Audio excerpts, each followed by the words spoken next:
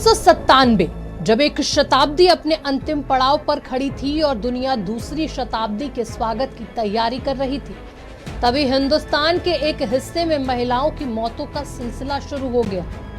ये जगह कोई और नहीं बल्कि आज के दौर में आईटी हब कहा जाने वाला शहर बेंगलुरु था।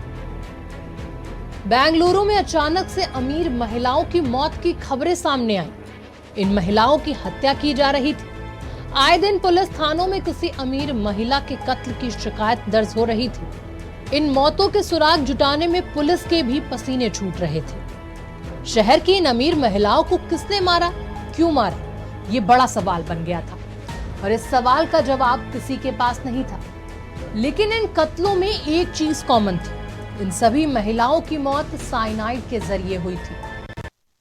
साइनाइड जो दुनिया के सबसे खतरनाक जहरों में से एक माना जाता है, और यही से शुरू हुआ सिलसिला पुलिस का उस कातिल तक पहुंचने का, जिसमें अकेली महिला ने पैसों के लालच में 8 महिलाओं को मौत के घाट उतार दिया। पुलिस की जांच आगे बढ़ी तो इस साइनाइड किलर के राज खुलने शुरू हुए और सामने आई देश की पहली खतरनाक महिला सीरियल किलर। आज मौत की यह सौदागर महिला जेल की सलाखों के पीछे बंद है, लेकिन एक जमाना था जब कर्नाटक में अमीर घर की महिलाएं उसके खौफ से बाहर निकलना छोड़ चुकी थी। KD Kempamma the cyanide killer, महिला जगत की पहली सीरियल किलर जो प्रसाद में साइनाइड मिलाकर मौत का सौदा खुलेआम कर रही थी। इन मौतों की वजह थी पैसों की चमचमाहट, जिसने लेडी किलर को अंधा बना दिया था। और अब ये साइनाइड किलर बेंगलोर के जेल में उम्र कैद की सजा काट रही है। कर्नाटक की केडी केम्पम्मा, लोग जिसे साइनाइड मलिका के नाम से भी जाना करते थे। यूं ही नहीं इसका नाम साइनाइड मलिका पड़ा, बल्कि क्रूर कृत्य के कारण केम्पम्मा साइनाइड मलिका बनी, क्योंकि साइनाइड मिलाकर ही ये हत्याओं को अंजाम देती थी। जिस पैसों की माया ने लेडी सीरियल किलर बना दिया, खुद महिला होकर ये महिलाओं की जान ले रही थी।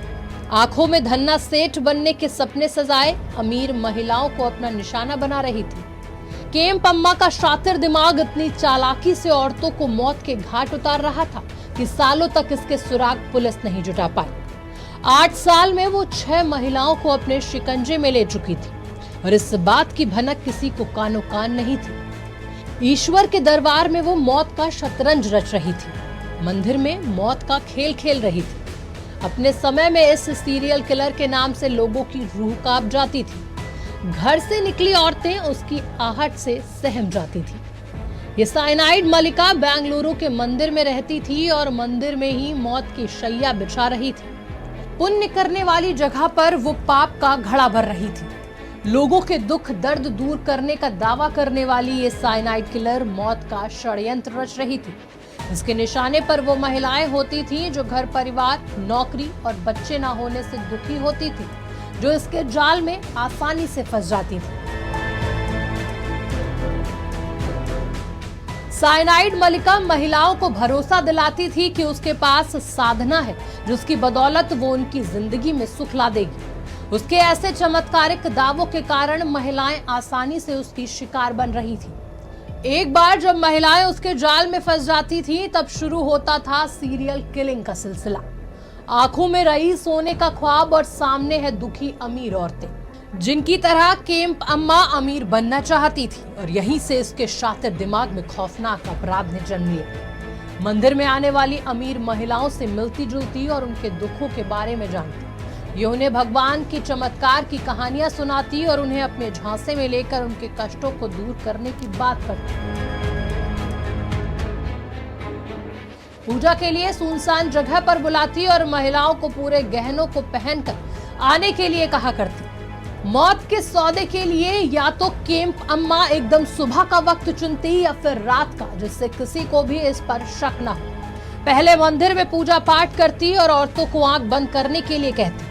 इस दौरान ये महिला के प्रसाद में साइनाइड मिलाती और फिर उस महिला को दे देती। साइनाइड मिले हुए प्रसाद को खाने के बाद मौके पर ही महिला की मौत हो जाती थी, जिसके बाद ये महिला के शव पर पहने हुए एक-एक गहनों और पैसों को लेकर फरार हो जाती थी।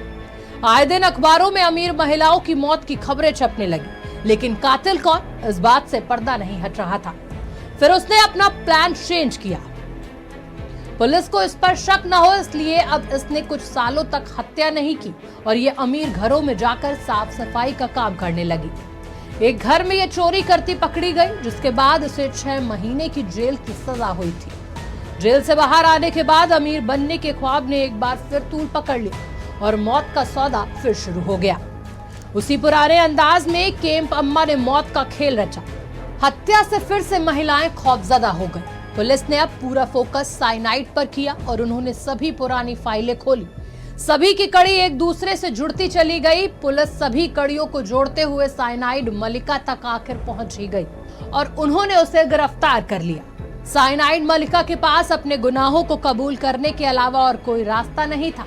उसने पुलिस कस्टडी में कबूल किया कि इसने 8 महिलाओं को प्रसाद में साइनाइड मिलाकर दिया। ये अमीर महिलाओं की तरह ही दिखना चाहती थी और इसलिए ये खौफनाक रास्ता चुना। 2012 में इसे अदालत ने सजाए मौत दी। हालांकि बाद में मौत की सजा को उम्र कैद में बदल दिया गया और अब भी ये साइनाइड मलिका बेंगलुरु की जेल में सजा काट रही है।